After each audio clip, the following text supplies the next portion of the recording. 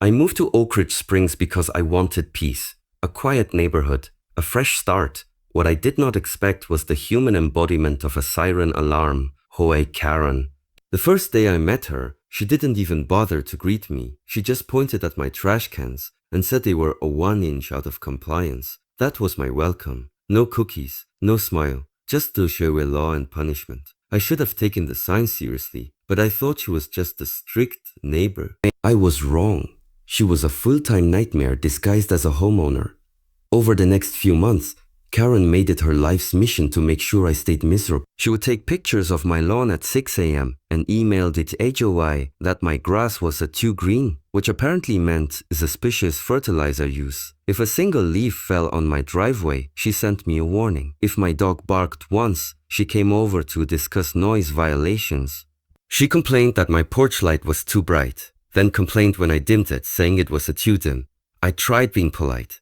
I tried ignoring her. But Karen wasn't someone you could ignore. She treated silence like permission.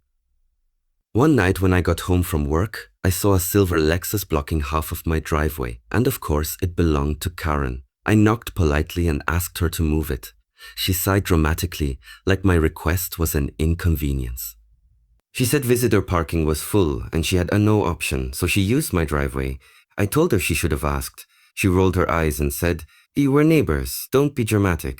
I walked away knowing this was only the beginning. A few weeks later, something felt wrong.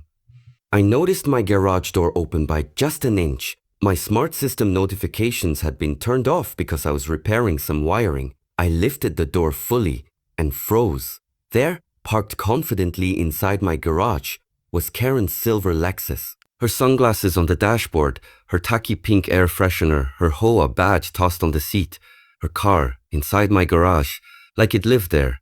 I marched to her door and knocked with no hesitation. She opened with her usual annoyed face. I asked her why her car was in my garage. She didn't apologize. She didn't even pretend to look guilty. She just shrugged and said her son was washing his motorcycle on her driveway. Visitor parking was full again, and since my garage was empty, she used it. "It's not a big deal," she added, as if she hadn't broken into someone's property or past. When I asked how she even got in, she said, "Your keypad still has the default code. That's your fault, not mine." As if that made her invasion legal, I told her to move the car. She said she was busy and would get to it later. Then she shut the door in my face. A Giba door in my face. That was the moment something snapped inside me.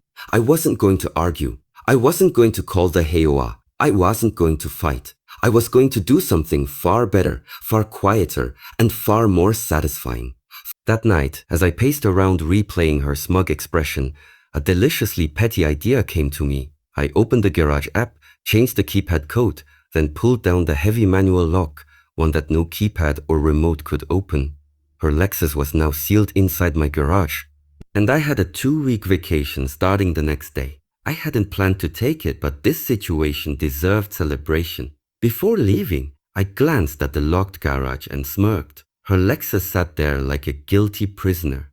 I whispered, "See you in 2 weeks," grabbed my luggage, and left for the airport. The next morning, while I waited for boarding, my phone lit up with notifications. Karen calling me, texting me, sending long HOA-style messages. Open the garage. "This is illegal." "Yeah, I will call the police."